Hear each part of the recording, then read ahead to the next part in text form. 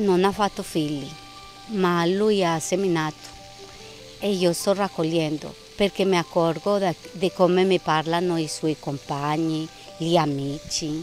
Lui sapeva aiutare le persone e sapeva dirle che a volte nelle difficoltà ci sono le opportunità. È nella debolezza che si è più forti, lo aveva capito bene Henry Diaz-Henao, 28enne di origini colombiane, residente ad Uscio nell'entroterra ligure. Rimasto senza padre in giovane età, si era fatto carico della famiglia, sostenendo la madre Nora e accudendo al fratello minore Emmanuel. Mio fratello stava aiutando una ragazza in Colombia non vedente, che oltre ad essere non vedente ha una discapacità motora. Pagava i trasporti a questa ragazza, lo faceva tramite una fondazione.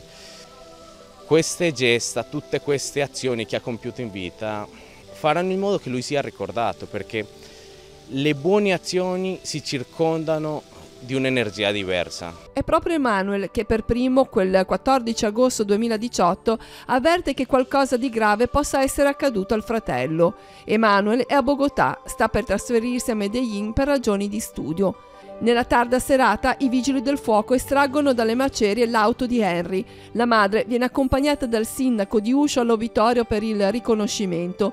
Avrei voluto anche io urlare, ma dovevo essere forte lì e io ho visto che il Signore mi ha accompagnato lì. Il ponte si è spezzato e ha squarciato in due una città, ma non ha distrutto la testimonianza di vita di Henry, che resterà indelebile in quanti lo hanno conosciuto. Lui è vero che se n'è andato, ma prima di andarsene mi ha insegnato a vivere, mi ha dato gli insegnamenti giusti per poter continuare.